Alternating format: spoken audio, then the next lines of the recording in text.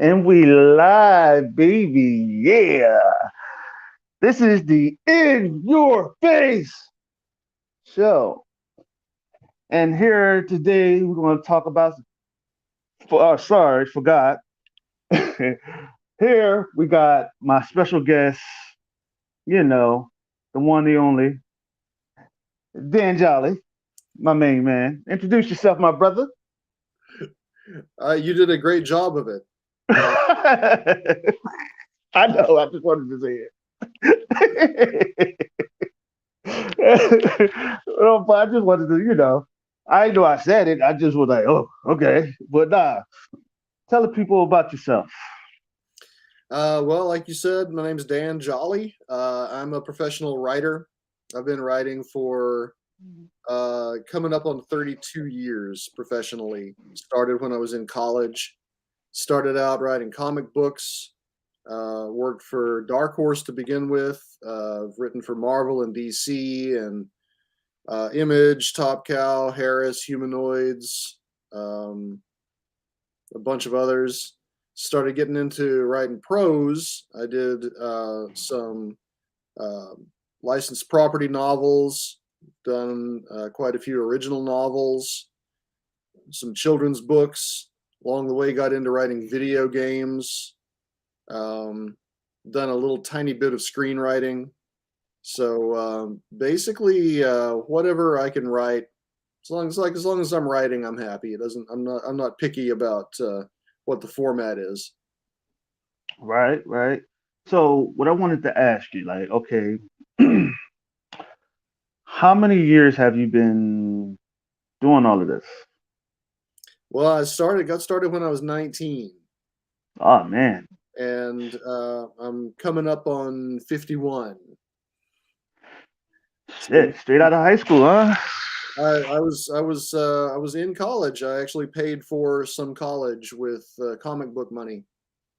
Oh man, that's that's crazy, man. You know what I mean? That's shit. You ain't had nothing to eat, did you?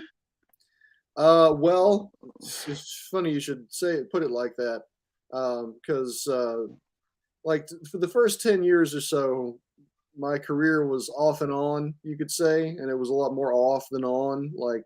I'd get like a project every 6 8 months, something like that, maybe. And there was one summer I went to the University of Georgia. I was living in Athens, Georgia, and there was one summer where I was so broke. I didn't have any money for food. I was like, my two roommates had gone home for the summer, and I didn't buy groceries for like 6 weeks. I just lived off the stuff that they had left in the cabinets in the kitchen, and Damn. like I didn't have money to pay tuition. Like it was in the summer, and fall quarter was coming up, and I was like, well, I don't have any money to pay tuition, so I guess I'm going to have to move back home and work in a carpet mill. And Then I got a call from an editor at Dark Horse, and he was like, "Hey, I got this Colonial Marines miniseries going. Can you do the last two issues?"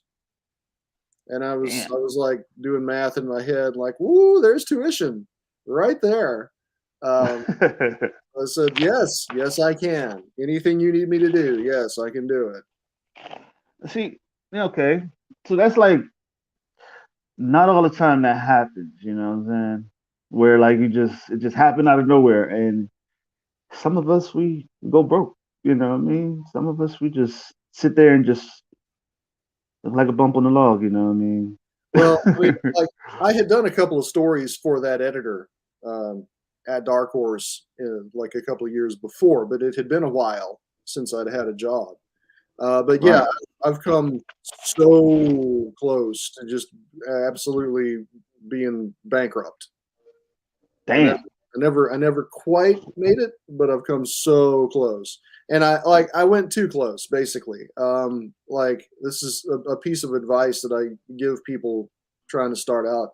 Like there is no shame in getting a regular job, like a jobby job, if you need to. There's no reason to make yourself absolutely miserable and starving to death if you can't get into being creative full time right off the bat. Right.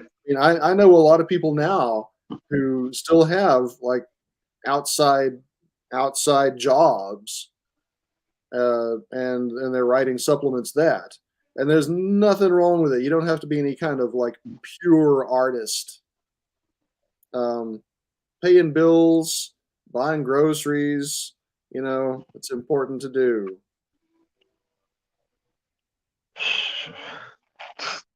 Damn.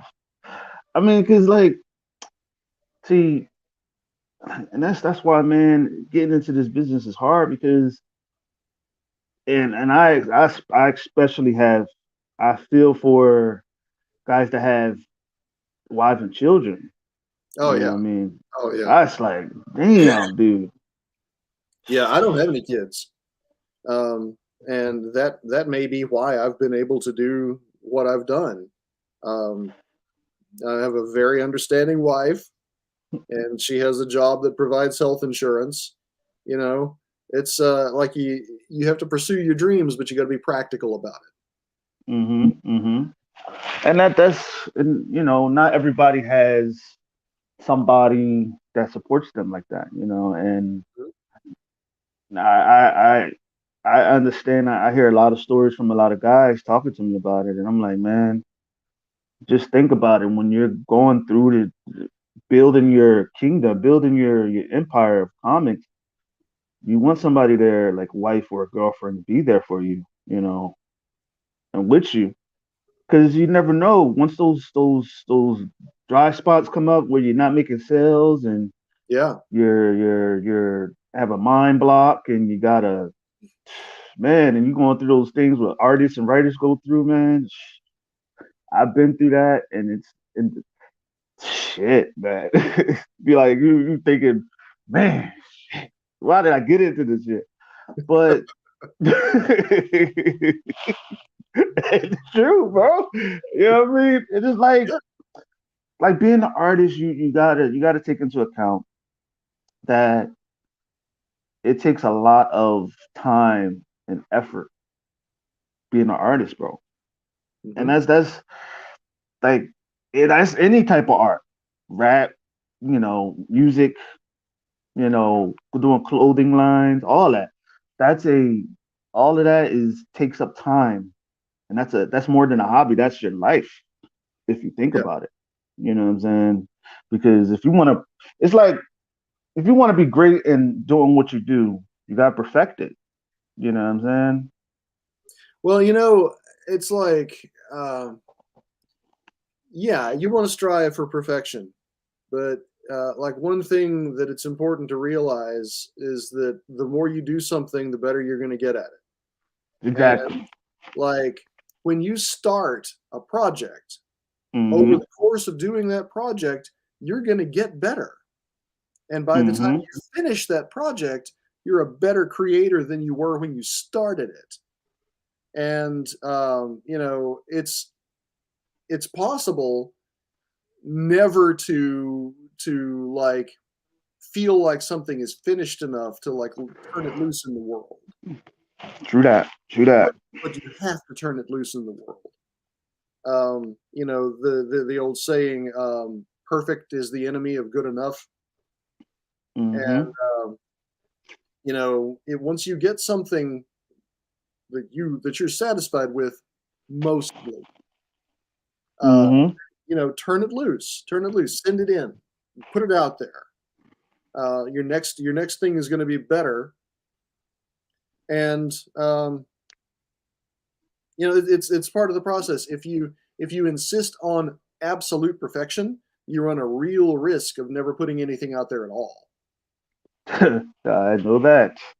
Yeah, that's that begins to because see, okay, have you ever went on a show and had no product in your hand, but you still like just promoted it? You still marketed it? Well, I used to go to conventions when I was doing comics full time. I used to go to conventions and I wouldn't even have a table there. I would just be there and circulate and try to find editors to talk to and try to drum up work. Uh, Yeah, and exactly. Show them your work and stuff like that, right? well, then it was like you meet somebody and you're like, yeah, I am this person. I have done these things, and you got like a business card or something.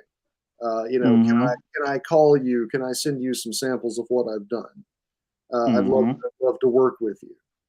That's a completely different experience from like having a table set up, having your books on the table, or your art or whatever prints, and trying to sell like to the passersby. It's a whole different skill set. It's man, like a lot of stuff that we do as writer and inker or whatever, we tend to. Did you okay? Are there any regrets in the industry that are okay? Is there any regrets of opportunities that you've left out that you want to share? Well, there's one that haunts me just a little bit.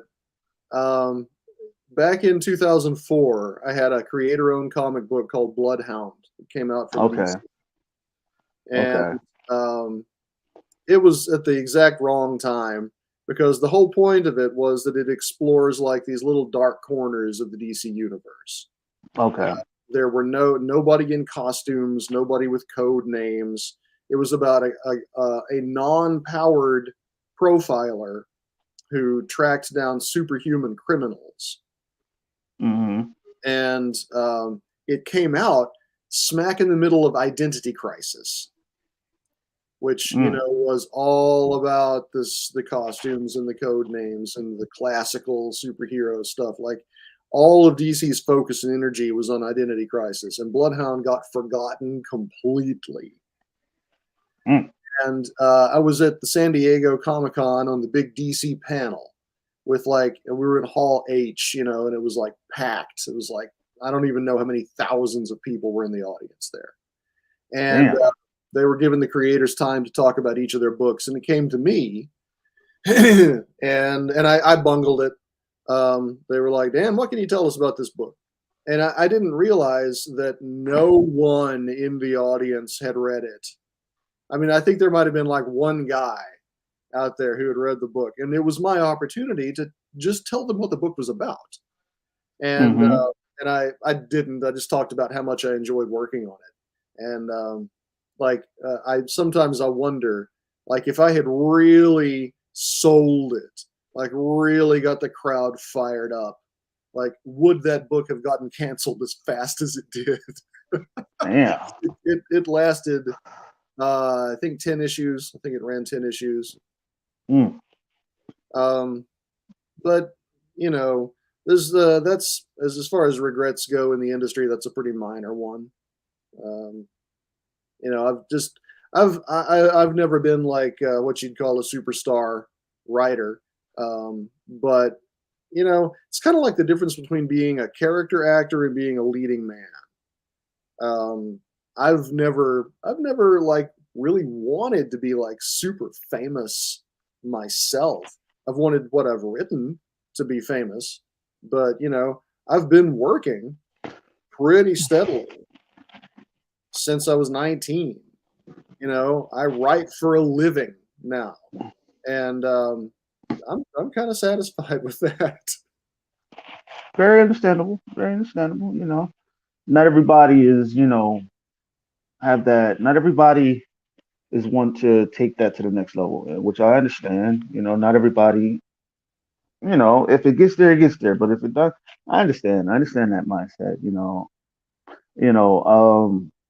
But like I said, man, when you like having opportunities to do some things that you want to do and that you see that became big, you're like, shit, I should have done that. I should have put, and see, and this is the thing, man. Like a lot of the like when it comes to Jarhead, right? A lot of people, read it.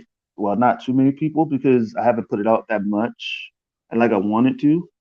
But a lot of people, all the people that read it loved it. and I never got that chance on a lot of shows to really get it out like I wanted to because I only had a little bit of time. You know what I'm saying? When you go through on like the show that I'm on, right? On show that you're on, right? How many shows have you been on that gave you an hour and a half or just a time to just fucking talk about the project without people interrupting you? How Uh, many times? every now and then. Exactly. So you don't really get that much time. So when you get that much time, when you get that time, when that time comes around and you get that time, you got to be prepared for that shit. And it's been times where I never really got that much time to really, you know, like really share what I wanted with the people because if I do, then they're going to be expecting it. You know what I mean? They're going to be expecting it. The whole, because like I told you, I'm throwing the whole fucking kitchen sink at the people. I'm throwing the whole kitchen sink, the house, the shoes, everything. You know what I mean? The dog, everybody. Shit. Nah, I'm just saying. To be honest with you, that's what I mean by having that time. You know what I mean? Because if you don't have that time to get your stuff out, people not going to know who you are. And there's a lot of guys in the industry that are not willing to go out there and put themselves out there. You know what I mean? You know firsthand about this industry. It's hard to get yourself out there. But when Oh, you do get out there, you have to keep the party going, keep it rolling. oh Because yeah. if Well, you know the old yeah, another old saying: the better you get, the better you'd better get. exactly. Because it's always that one person, that one big thing that's right behind you. That's that. Because a lot of people in the industry have short attention span. They don't keep their eye on one thing. They're like, you know what I mean by that is like where it's like they'll be down, they'll be watching what you're doing, but soon something big, something other that's interest in their mind, they're like, okay, what's that? You know what I mean? And I'm Well, like, yeah, damn. yeah, and like writing novels. Um, Mm-hmm. the the advent of things like the Kindle Direct Marketplace, Smashwords, stuff like that. Like now, anybody can publish a novel. Yeah, And pretty easy. it used to be that there was a huge stigma attached to self-publishing. Like the attitude used to be, oh, if you are self-publishing something, that means that your work isn't good enough for a traditional publisher. And it's not necessarily the case at all anymore. Like The Martian, the Matt Damon Mm-hmm. movie, The Martian, was based on a novel that was originally self-published. Right. But what that means now is that there are thousands and thousands and thousands of novels coming out all the time, all the time. And, Mm-hmm. and you're competing for eyeballs and, Yeah. how to get your work noticed. It's, Especially it's kind of it's an evolving thing. It's like constantly, especially uh, if you're working in the same genre as that one person. If you're doing a book in that same genre, you might as just you better throw that whole kitchen sink. You better put your foot in that motherfucking shit. You better just be like, okay, God damn it, give it all you got. You know what I'm saying? You know what I'm saying? Because if you want to keep your audience, you got to fucking put your all into it. Give it your fucking best shot. Because if you don't give it your best shot, and you letting another person to get your audience, and you're gonna be fucked. Because you're gonna have to take the time, go get them again, and sometimes it's hard, mm, because it's you're a creator, so you know exactly what I'm saying. yeah. You understand where I'm coming from. I mean, like a lot of artists and writers, some of them are introverts. What I'm saying, they Oh, don't like talking to people. You yeah. know, Well, you're talking to one.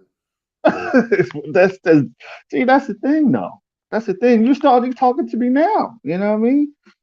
You're talking to me now, but I wouldn't see you as an introvert. You know what I'm saying? I see you as like a person they got to get to know you first before they before they talk to you. You know what I'm saying? Before they just come out and just talk to you. You got to get to know the person first. You know what Well, I'm saying? yeah, introverts, and it used to be that writers could just like sit at home alone and produce a book or whatever, and then turn it over to the marketing people. But there's almost no marketing done anymore. Right. Very, very few publishers have, like, the marketing departments that they do have are all their efforts are reserved for their best sellers, their major A-list stars. Mm-hmm. And Mm-hmm. if you're not like selling millions of copies, well, you're gonna go market yourself. And that's like an ongoing struggle for a lot of people. Like I'm still figuring out the best ways to do things. Like I've got a newsletter now. I'm trying to get people to sign up for. Right. Um, and that's like I'm learning. I'm still learning the best ways to get new subscribers to the newsletter. I mean, I got an idea. You know, why don't you go to the mall and think about it like this? You know how many people go to the mall each and every day? I mean, in and out, like millions and thousands of people, right? You would never know who those people are until you open up your mouth and talk to them. You never know. You never know who's into what you're doing if you just go up to them and just market your shit to them. Yeah, that's an idea. Yeah, And see, this is the thing. This is the thing. This is how you get people, because you never know. You might have a child come up to the thing and be like, "Oh, mom, I want this. This shit looks cool." Well, now she ain't gonna curse like I did, but you know, but this thing look cool, mom. Or you might have a guy come up and be like, "Man, I never saw this stuff before," and you may get an older guy who's who basically looked at the comics in the newspaper and be like, "Damn, oh, I remember going back, back in the day, I used to look at the newspaper with the comics in it." And then there you go. You know what I'm saying? Because and of course you're gonna get those people that walk right past your thing and act like they don't see you.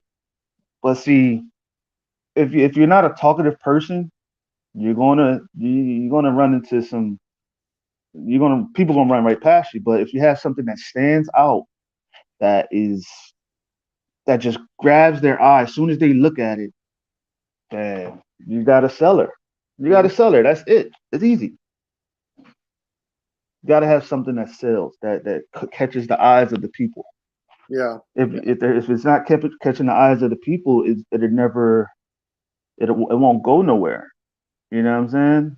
Because it's like they'll be looking at it like, oh, just Marvel and DC type shit. You know what I'm saying? If it's just dull and you know what I mean, I seen that, yeah, da da da da da. But if it's something that catches their eye, if it's a cover, or if it's just a newsletter, something, or a story, or a character, something in there has to stand out. Because if it don't stand out, they're gonna walk right past you.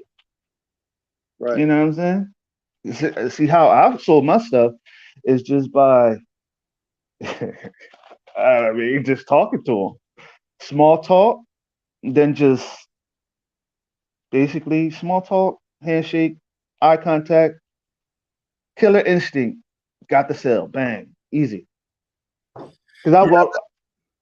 Go I ahead. do I do all of that at like conventions, where Exactly. the attendees are more predisposed to like the kind of material that I'm trying to sell them.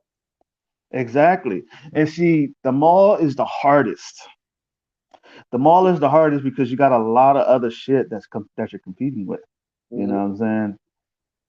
And that's why I said either go to the swap meet somewhere where you're outside and talk about the weather and then bang be like, oh, so you're into comic books, you know what I'm saying? Such and such. Yeah, easy. It's like, yeah, you know what I'm saying? Easy. I mean, if you're not a talkative person, you're not gonna get nowhere. Just saying, you know.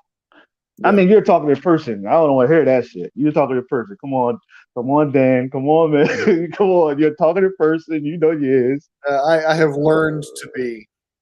Exactly. See, you learn to be talkative.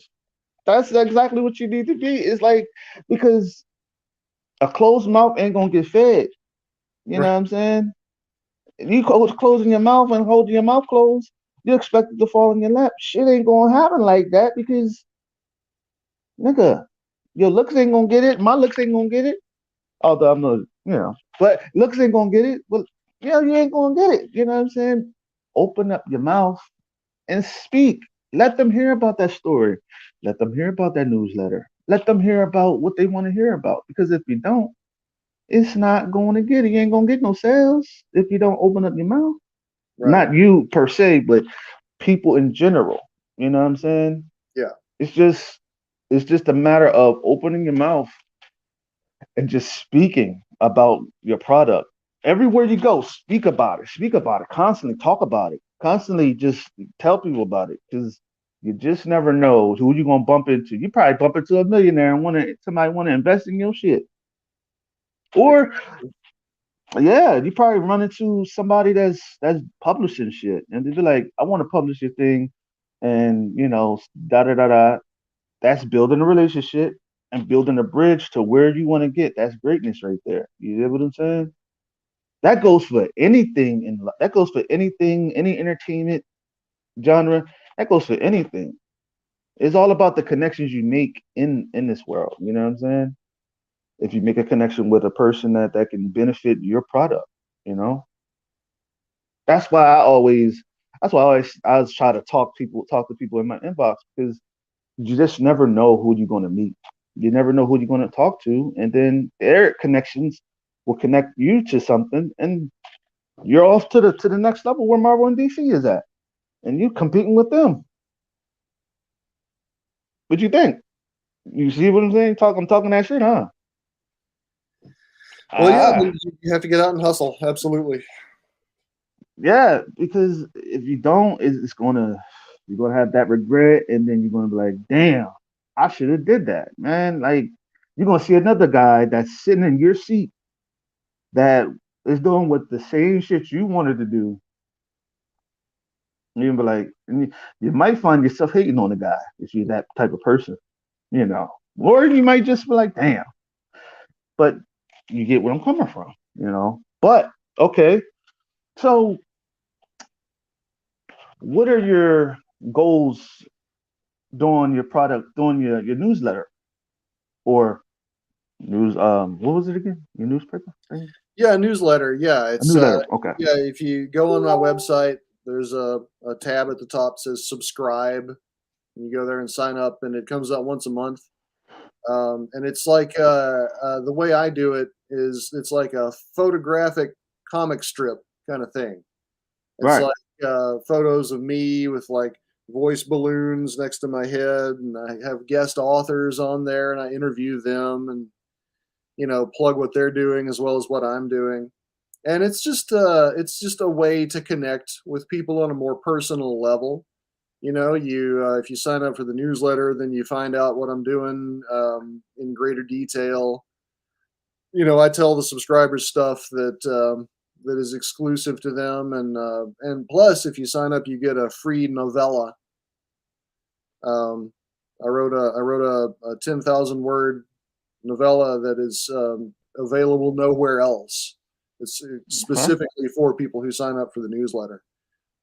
It's a story called "The Last of the Electric Knights," and it's about a silver alloy robot built by Nikola Tesla to fight werewolves. Mm, So that's something unique. the goal is just to have a more personal connection to my readers, so they can like get to know me on a deeper level than just like what you get stopping by my table at a convention and chatting for a few minutes. That's right. That's like I've always thought about that. You know what I'm saying? Thought about, doing things like that, just to get it out there more. And a lot of people who's trying to get out there should be clamoring to get on that newsletter. What the hell is people doing today? Like Well, you like say, yeah, go talk the to me. Talk to me. the goal is to get people who are fans of you. Right. Not necessarily. I mean, you want them to love what you do, but you want them to love you, so Right. that Of course. no matter what you put out, that you're going to have an audience for it. See that, and that's what I mean by fans and followers. You know what I'm saying? You can't trust a fan because fans are turn on your fucking ass. Whatever you say, like if you do something that they don't like, they're gonna turn on your fucking ass. Well, whether you if you don't do it the right way they wanted you to do it, if you don't sing it the way you want it, the way they want you to sing it, if you don't write the way they want you to write, if you don't do a character the way they want you to do it, they're gonna run. But you got a follower that's gonna stay with you and blood and bleed and sweat and cry with you, bleed with you, everything. You know what I'm saying? You got those followers that are staying with you, even if you did something that they didn't like, even if you didn't write what you want, what blah, blah, write what they want you to write. You know what I'm saying? Even if you didn't draw what they want you to draw, they're still going to be with you. Yeah, like my publisher at Falstaff, excuse me, John Hartness was saying that the goal is to get 1,000 true fans, like the people who will buy anything that you put out because they're attached to you. You know, you've made a Exactly. connection with them, and they're going to go tell their friends about it. They're going to write online about how everybody needs to come check you out. Hmm. And see now you see exact that description, that difference between a fan and a follower. See that But yeah, difference? semantic. What I'm talking about is what you're saying as a follower. Absolutely. So you want 1,000 true followers. Exactly, because if you don't have the true followers, you got fickle fans, and yeah, you got people that's not gonna bang with you when you want them to bang with you. You feel me? That's not gonna be down with you when you want them to be down with you. But like you're very much a part of the indie comics scene. And like almost all of the stuff that I did in comics when I was doing comics like full time was mainstream stuff. Right. But like what I've gotten into in recent years is basically the same thing, just in novels. Hmm. There's like novels that are put out by the big publishing companies like HarperCollins, Tor, stuff like that. And I do some with those, but I also do like indie novels. You got the let's see, right there, that little cover up there. That's one of them, uh, Hmm. and that's because I wanted to do exactly what I wanted to do. You know, Right. like when you had Eric Larson on here, Hmm. he was talking about how he and the other image guys wanted to do their own stuff without anybody Right. telling them they could or couldn't do things. And Exactly. exactly why I started writing these books, is because I wanted to do things the way I wanted to do it. And Exactly. the Grey Widow trilogy, that's me doing superhero fiction the way I wanted to do it, with no restrictions. There aren't any company uh, reps saying, "Oh, you can't have this character do this certain thing." um, or you can't use this character because that character is being used in another storyline by this other writer. You know, I wanted to set the rules myself, and that's exactly what happened. That's I created a whole world that I control. Right.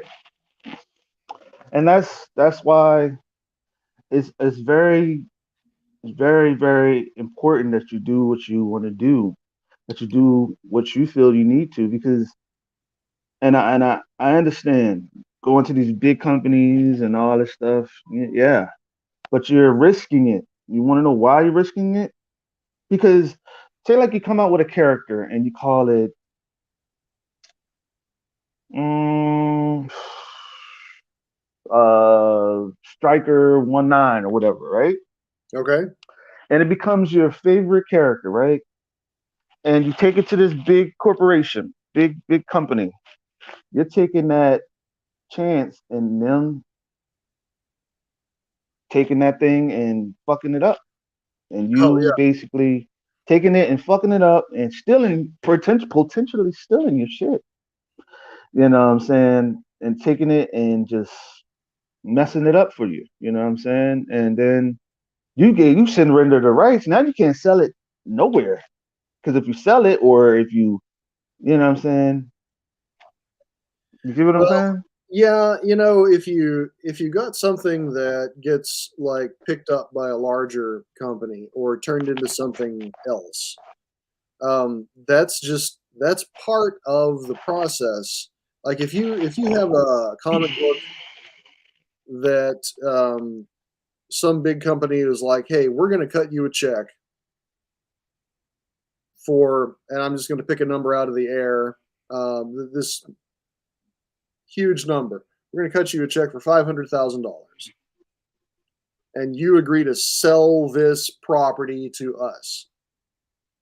If somebody came to you and said, hey, we want to just buy Jarhead off of you for $500,000, then you're faced with the choice.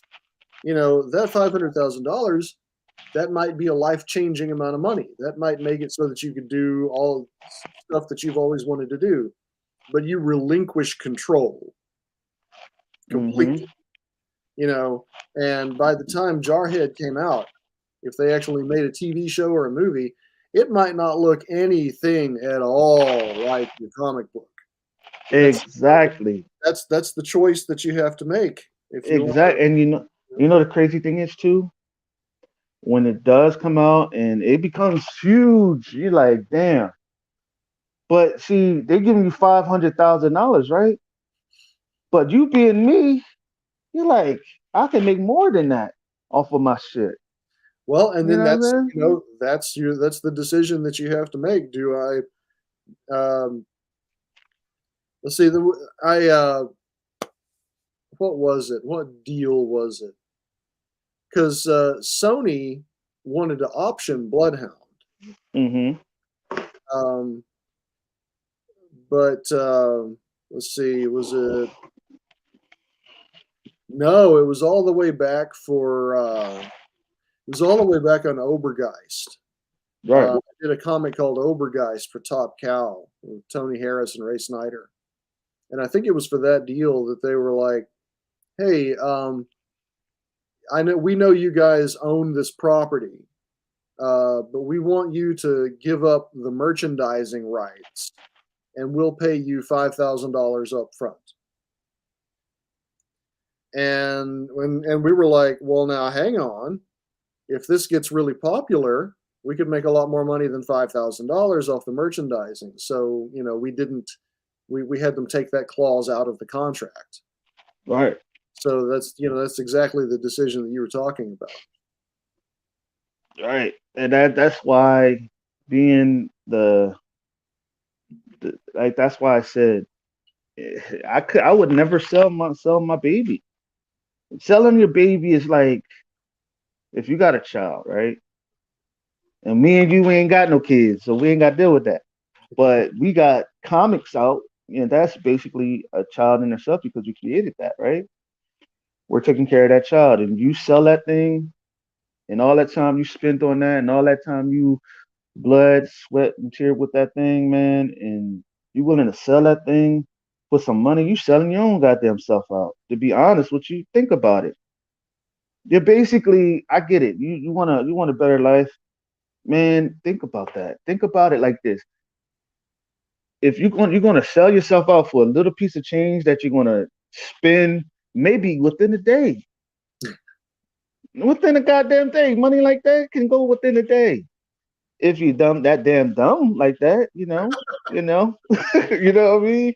But but if you don't know what the hell you're doing with that kind of money, yeah. But still in all, like if you know that you put all that time and effort into that book, you grow a bond with that thing, man. You grow a bond with that book. that product that you've made, that you've grown with. And that's like saying it's like a mother giving away her newborn baby after it just been born. Like she feels like that belongs to her. You know what I'm And saying? yeah, and sometimes you can cut a better deal. Uh, Right. Robert Kirkman, once he sold The Walking Dead, once that got made into a TV show, he got executive producer on that. Now, I Right. mentioned earlier that there was a little while when Sony wanted to option Bloodhound. They Hmm. they did not offer me executive producer on that. In fact, my role was going to be um, the official name was consulting producer, which meant nothing. It was basically they were like, "We're going to cut you a check every time an episode airs, and we don't want any input from you at all on it. Like you go over there and sit in the corner and be quiet while the adults in the room here make the TV show." And Exactly. and I didn't end up signing. I was like, and I found out a couple of other details that I didn't like either. But yeah, ultimately, I just turned them down. Yeah, because if you think about it, it's like it's selling yourself short, and selling yourself out. Because you're gonna put because they're gonna lowball you anyway. You know what I'm saying? They're gonna lowball you because they don't believe in your product as well as you, as much as you do. You know what That's I'm one of my saying? that's one of my favorite two words in the English language are bidding war. Exactly. See, and it's a lot of people out there that will sell themselves out. There's a lot of people out there that's like 500,000 or $1 million. Shit, I'll take that and run with it. I can make another one. But what if you don't want to give it up? What if you can't make? What if you don't want to give it up and you just you think about it? You get time to think about it, and you be like, man, you look at all the art you did off that thing, man, and they wind up changing your whole creativity, your whole creative process on that.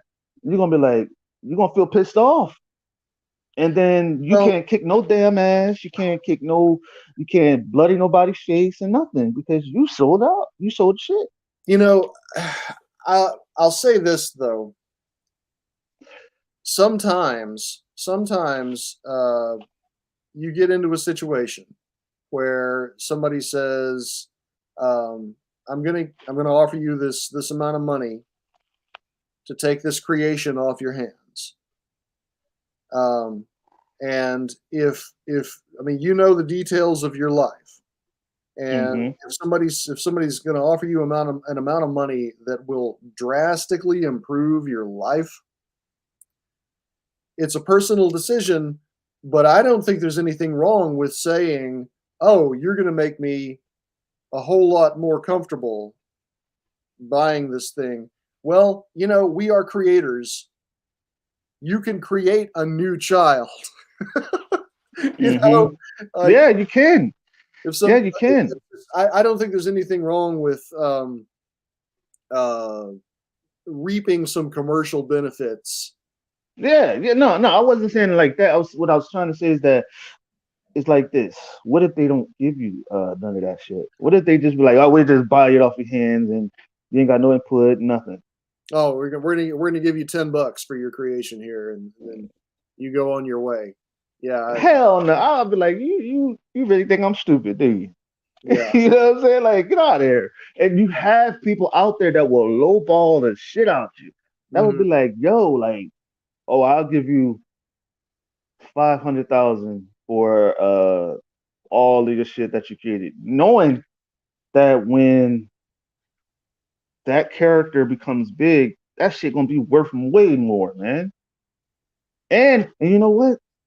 This is what Marvel does, and that's what I hate about them. That they do. DC do the shit too. They get characters and they put them on a shelf on purpose. Well, yeah. That happens a lot more in Hollywood, I think, than in the comics industry. People will buy a screenplay to keep it from competing with another screenplay. Right. And Um, that's not right. Yeah, they'll buy a script specifically to shelve it.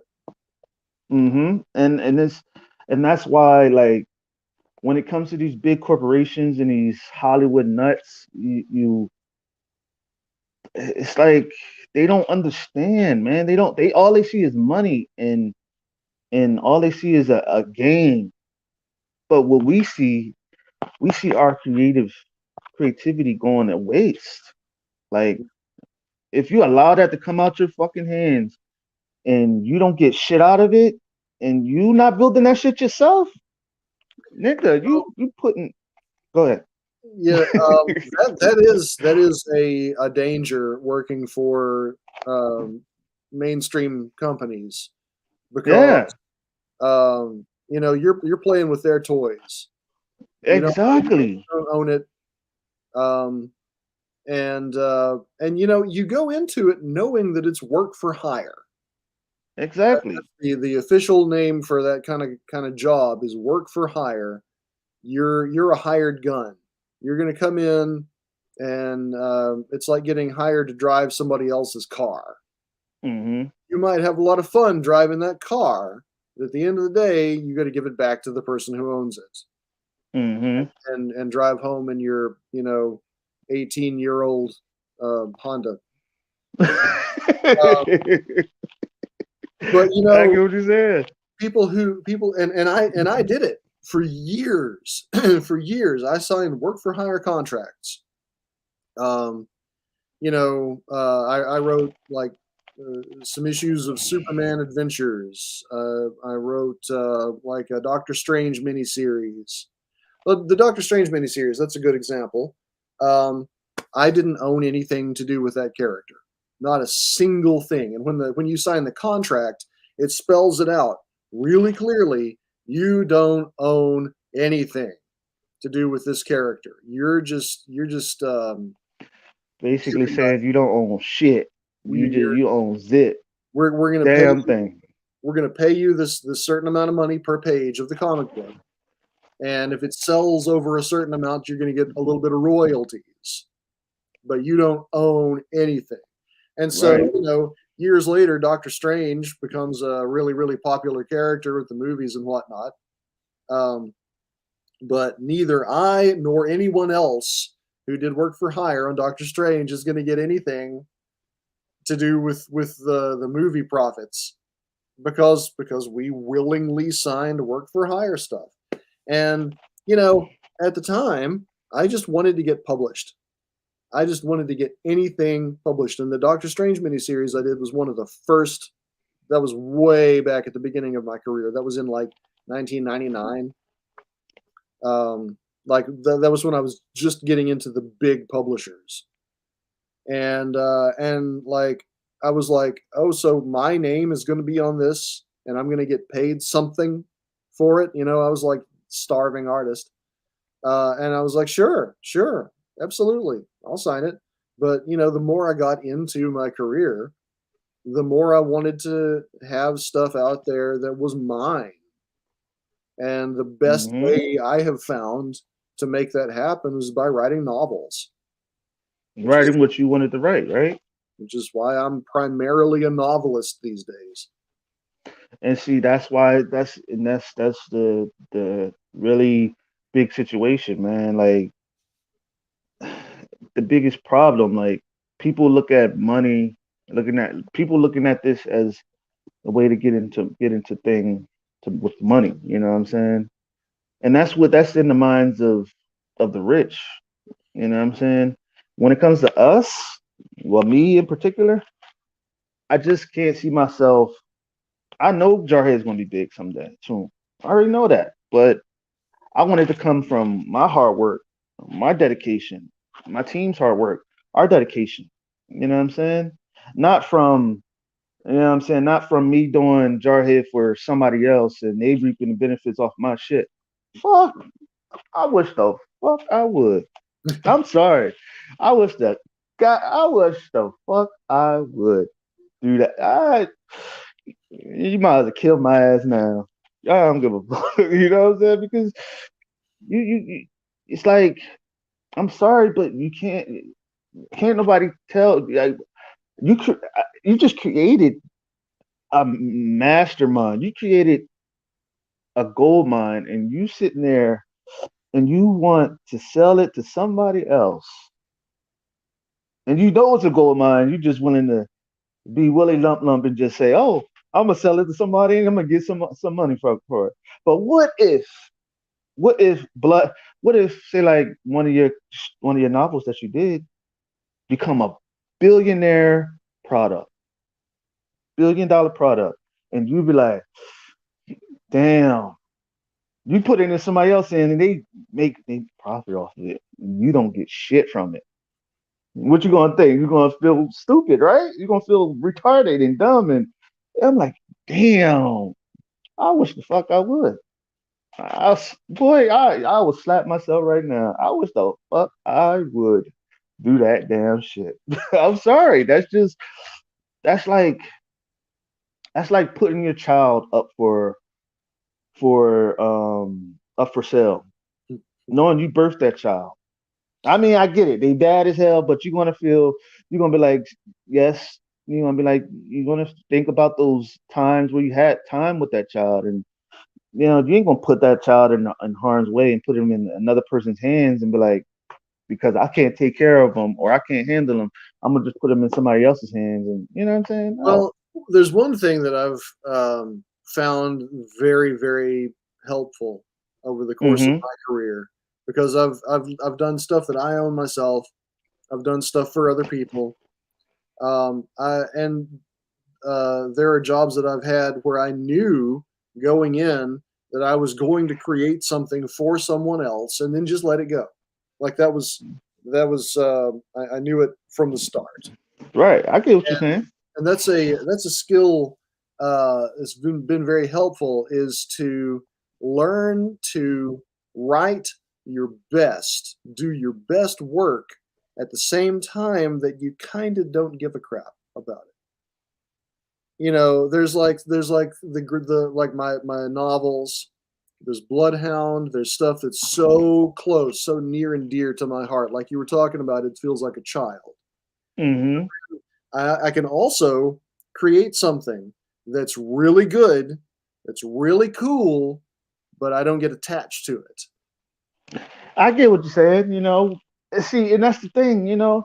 See, see, okay. Think about it like this. It's coming from your hands, right? Hmm. It's coming from your artistic abilities, your creative abilities, you know what I'm saying? What if, you do it, right? And they shelve that motherfucker.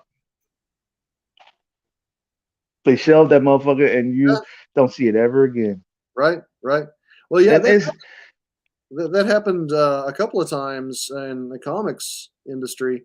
Well, okay, like it used to be. I don't know if it's even a practice anymore, but it used to be people would write what they call inventory stories, mm-hmm. and that was like if you've got an ongoing series like The Flash. Uh-huh. You got a regular creative team, and they're doing a monthly comic. It's supposed to be the same story going, comes out once a month.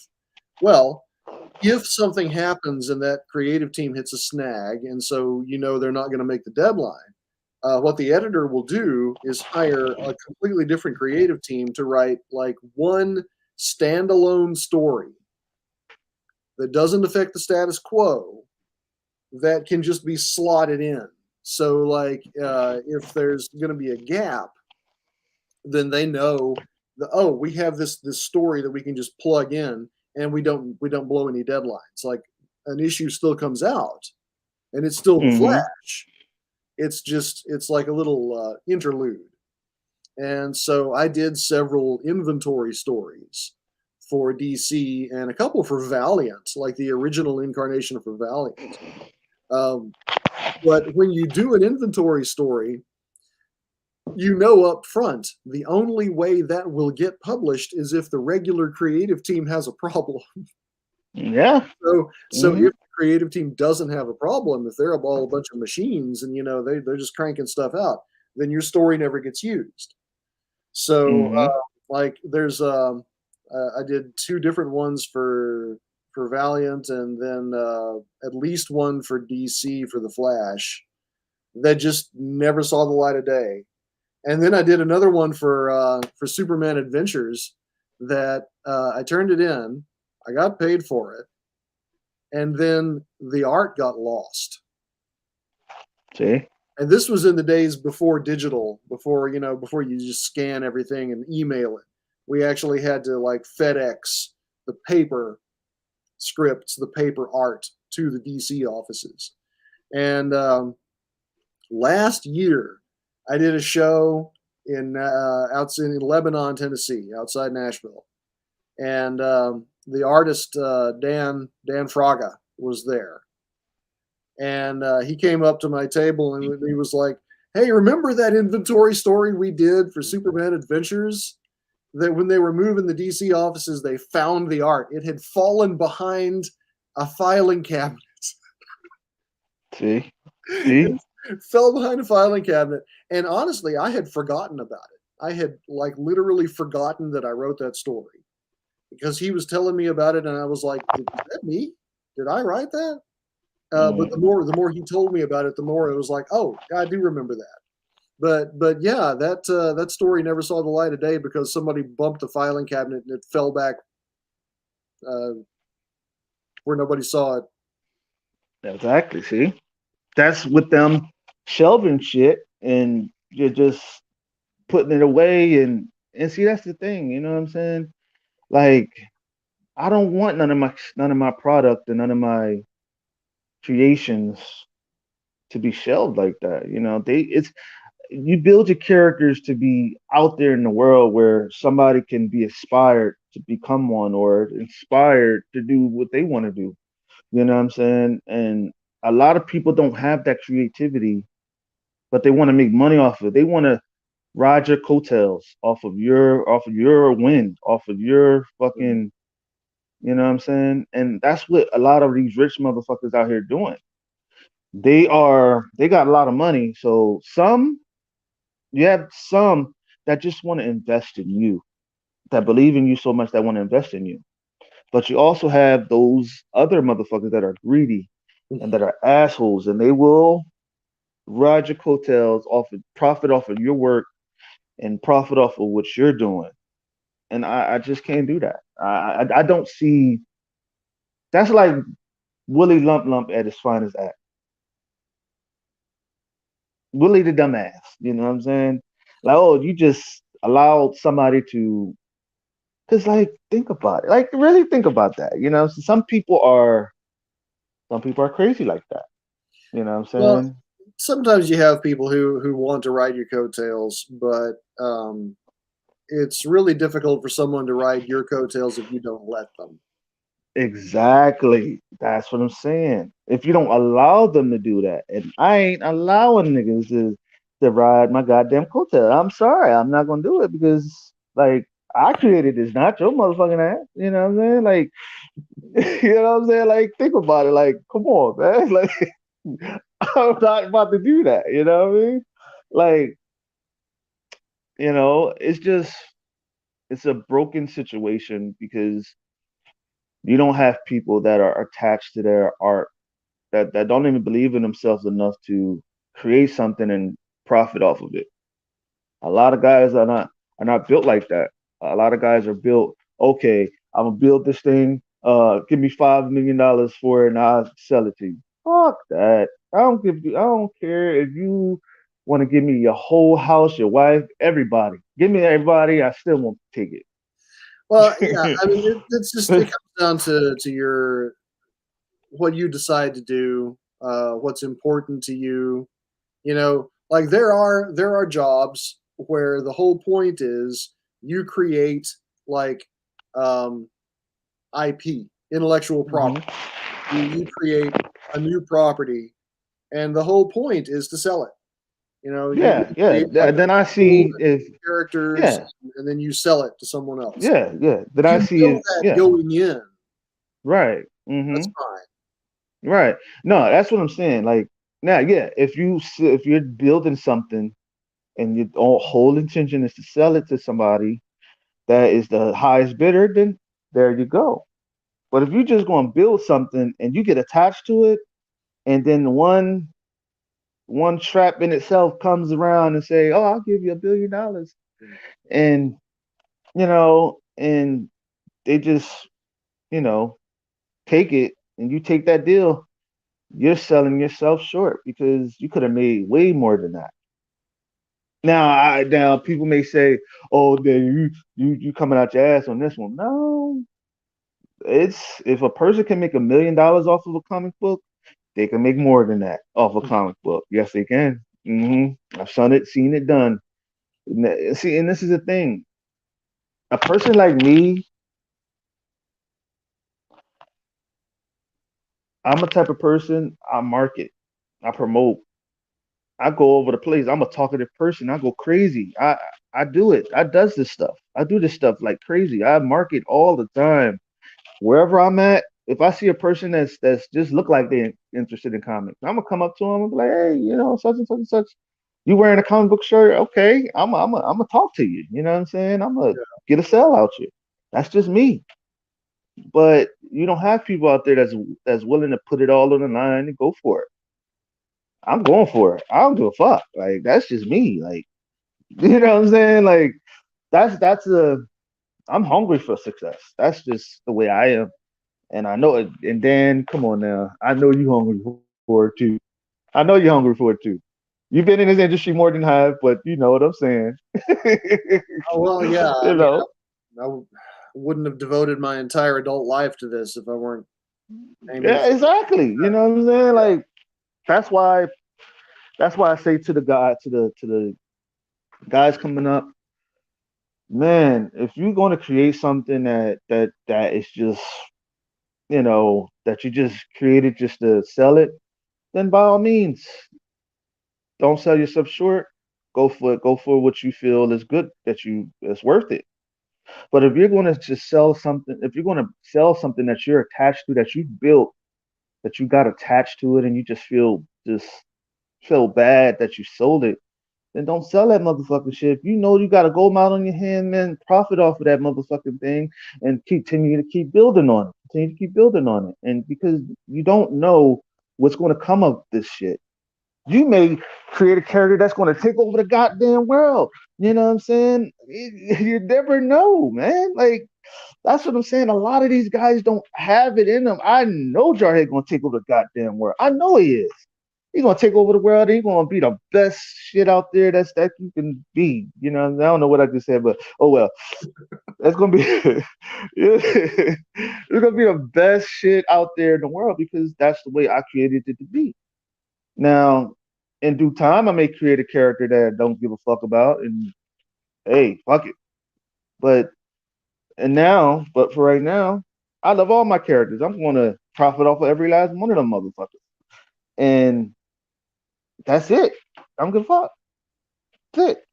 I'm just being honest because that's the way I am, and this is what the In Your Face show is all about. We come and we say what the fuck we want to say, when we want to say it, and how the fuck we want to say it. Is that right, Dan? Hey, it's your show. Covering there, I thought you were gonna agree with me, but nah, man.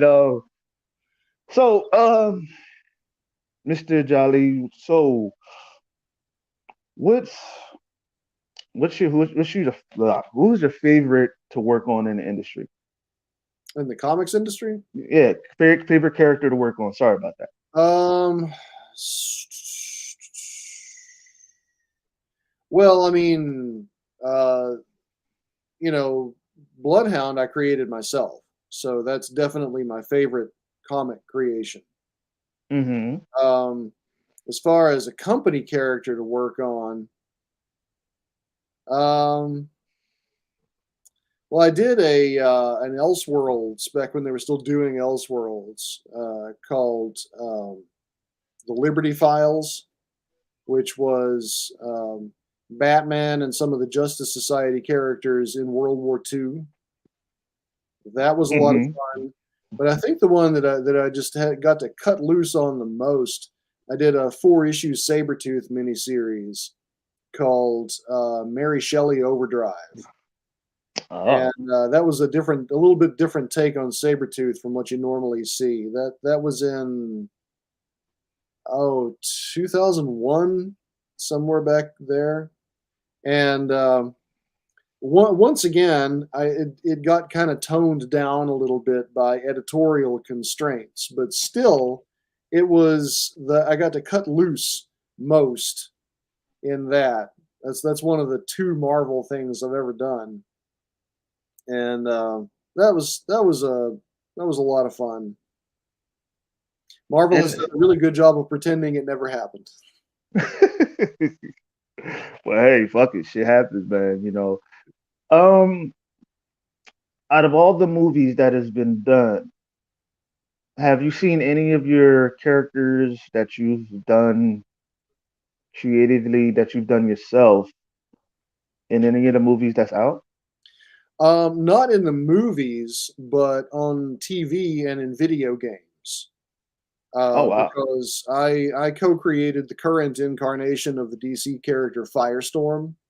Mm-hmm. So they gave him a different name on Legends of Tomorrow because the character I came up with was Jason Rush, but they called him, I think, Jefferson Jackson on Legends of Tomorrow, but it's the same character.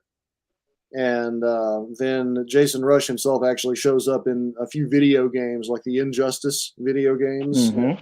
some others. So yeah, because they changed his name on Legends of Tomorrow, they didn't have to pay me anything for it. But he's Jason Rush in the video game, so now I get checks. Exactly. See, Um, you get checks, you get the dollar bills, y'all. yeah, but yeah, I'm yeah. They came to me in 2000. That was in I guess that was in 2004, and we're like, hey, we want you to come up with a new version of Firestorm, Oh man. and it needs to be a fresh start. Like that was what they emphasized: fresh start, fresh start, fresh start. And like the guy had been up to that point this blonde haired, blue eyed jock character named Ronnie Raymond, but they were really emphatic. Ronnie Raymond as a character has been played out. That's what I was is what I was told.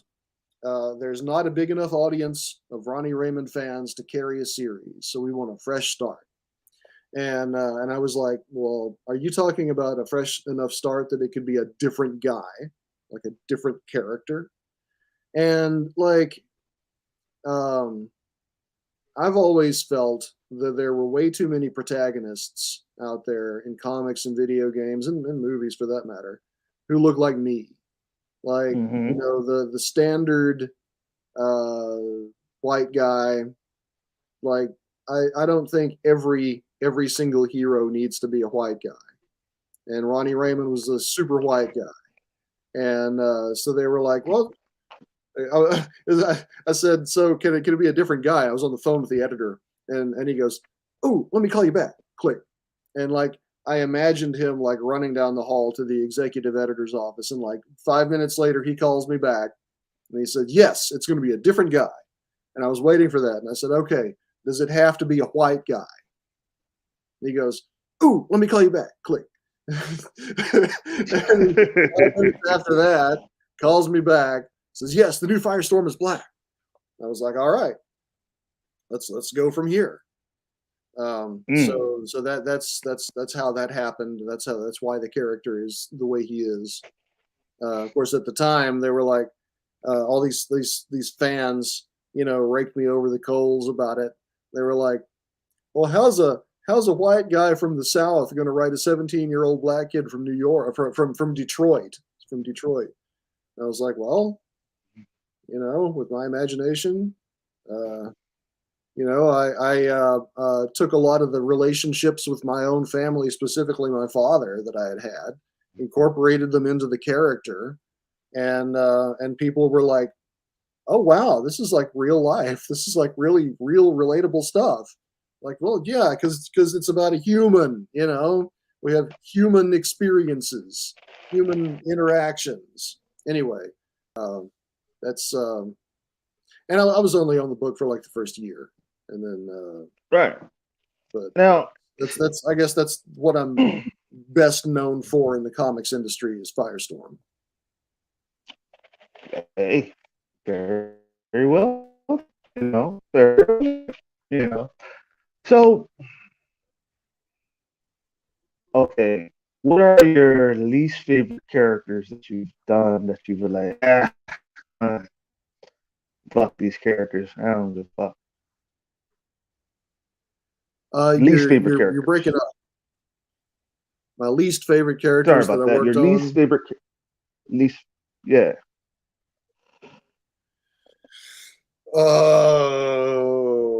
Let's see.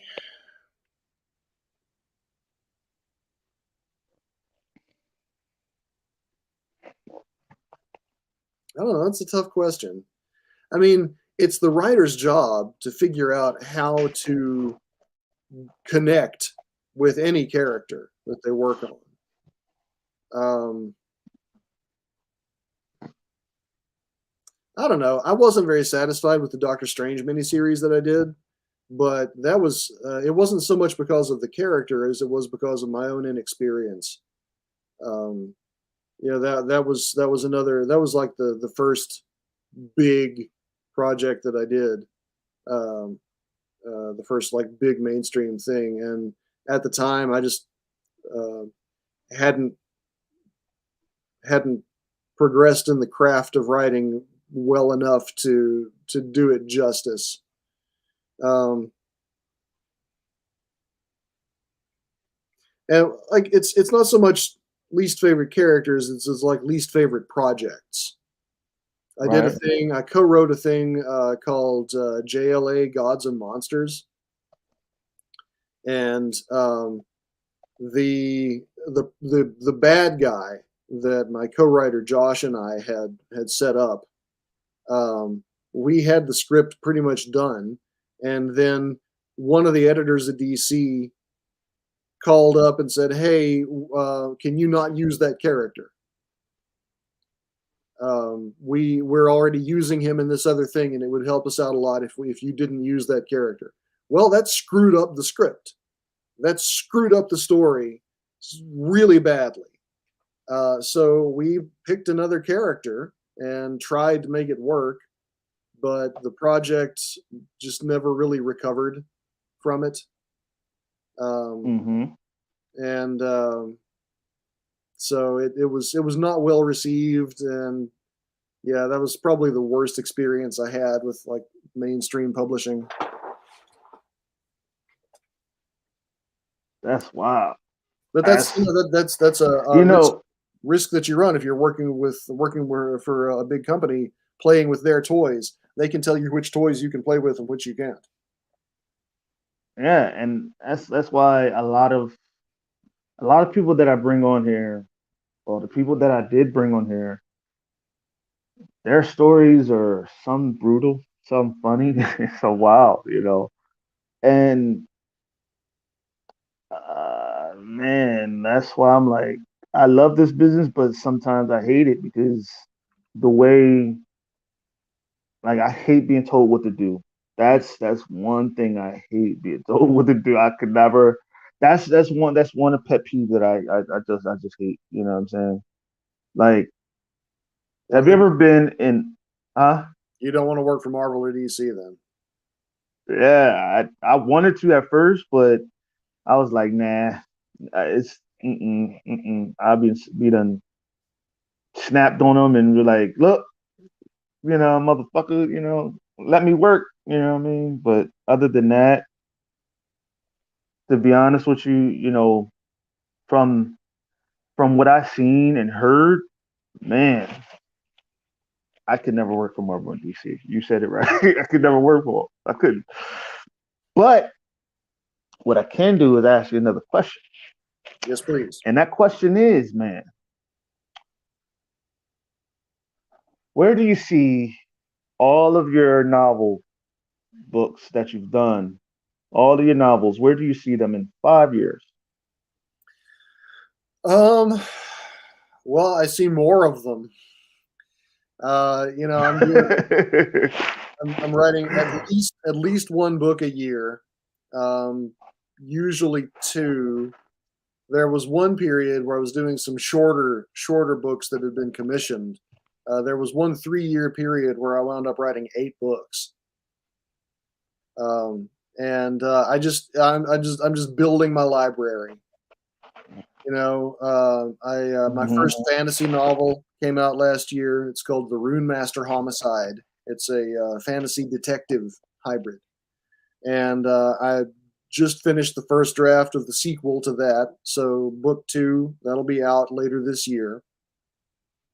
Um, have one book called The Storm. That was my first mystery thriller. And I've been working on the sequel to that for a little while. That's taken longer than I expected it to, but that'll be out probably like earlier next year. And I'm just building my catalog. You know, uh, there are people who there are writers who only write in one genre. A lot of them. Right. But I've never like I think because I started out just as kind of like a journeyman, have words will travel kind of like I'll write anything sort of person.